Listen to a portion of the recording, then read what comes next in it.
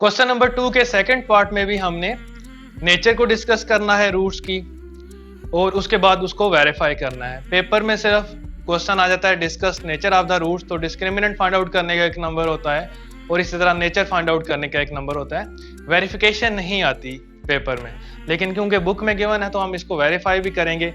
Second part है हमारे पास 2x² plus 3x plus 7 equal to 0। तो यहाँ पर जो गिवन क्वाड्रेटिक इक्वेशन है ये भी ऑलरेडी स्टैंडर्ड फॉर्म में लिखी हुई है। x टू रेज़ पावर 2 है, x टू रेज़ पावर 1 है, आगे x इन्वॉल्व नहीं है। सो इसको हम कंपेयर करते हैं।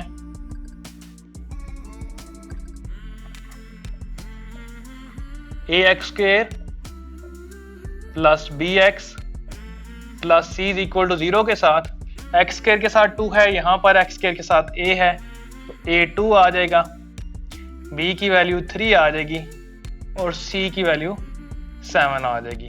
तो डिस्क्रिमिनेंट का फार्मूला लिखते हैं हम, which is equal to b² minus 4ac। तो b की जगह हम लिखेंगे 3 on whole square minus 4, a की जगह 2 और c की जगह 7। तो 3 का स्क्वायर 9 माइनस 4 2 टाइम 8 और 8 7 टाइम 56। अब 56 नेगेटिव है और 9 पॉजिटिव है तो ये माइनस का 47 बन जाएगा।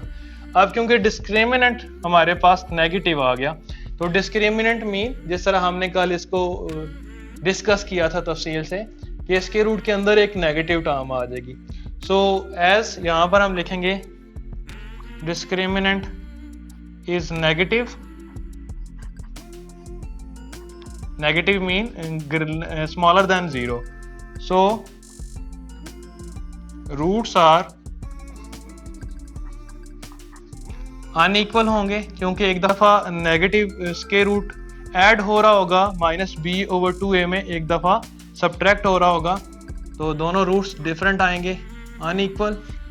और क्योंकि इसमें नेगेटिव साइन है तो स्क्वायर रूट के अंदर नेगेटिव टर्म आएगी जब, तो फिर वो इमेजिनरी रूट्स आ जाएंगे। तो यहाँ पर हम लिखेंगे इमेजिनरी, इमेजिनरी का दूसरा नाम कम्प्लेक्स बी होता है, आप कम्प्लेक्स बी लिख सकते हैं। तो अगर आपको याद होगी कि डिस्क्रिमिनेंट नेगेटिव आएगा तो हमने क्या लिखनी है नेचर, तो आप यहाँ से लेके यहाँ तक आराम से लिख सकते हैं। डिस्क्रिमिनेंट फाइंड आउट करने का एक नंबर होता है और नेचर लिखने का एक नंबर होता है। तो वेरीफाई भी करते हैं क्योंकि बुक में कहा गया है कि वेरीफाई करें। तो वेरिफिकेशन ये होगी कि ये जो हमने नेचर लिखी है, ये नेचर लिखी है हमने इनके रूट्स की, इस इक्वेशन के रूट्स की। तो इसके रूट्स फाइंड आउट करते हैं तो वो हम देखते हैं कि वो दोनों अनइक्वल है आपस में और वो दोनों इमेजिनरी हैं। तो इसको सॉल्व करते हैं। गिवन क्वाड्रेटिक इक्वेशन है 2x² plus 3x plus 7 equals to 0। तो क्वाड्रेटिक फार्मूला लगाते हैं।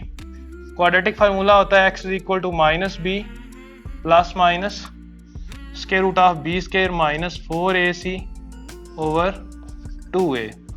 तो x is equal to minus b की जगह हमारे पास क्या था 3 है तो यहाँ पर हम 3 लिख देंगे plus minus b² minus 4ac।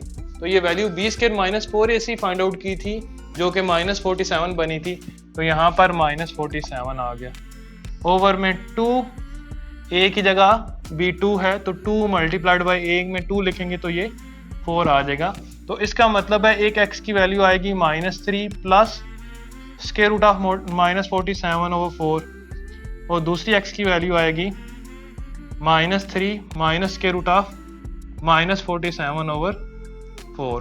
तो जब स्क्वायर रूट के अंदर नेगेटिव आता है तो ये नेगेटिव रिमूव करके हम बाहर आयोटा लिख सकते हैं। स्क्वायर रूट के बाहर आप आयोटा लिख सकते हैं, इस तरह यहाँ पर भी आयोटा, या स्क्वायर रूट -47 लिखा रहने दो तो उसको भी आप इमेजिनरी नंबर ही कहते हैं। अब देखें ये वैल्यू और है, इसमें -3 ओवर 4 में कुछ नंबर ऐड हो रहा है, इससे -3 ओवर 4 में कोई नंबर सब्ट्रैक्ट हो रहा है, तो ये रूट्स दोनों डिफरेंट होंगे। सो रूट्स आर अनइक्वल, दोनों डिफरेंट हैं। और क्योंकि आयोटा इन्वॉल्व हो रहा है या स्क्वायर रूट के अंदर नेगेटिव साइन आ रहा है तो उनको हम इमेजिनरी भी कहेंगे।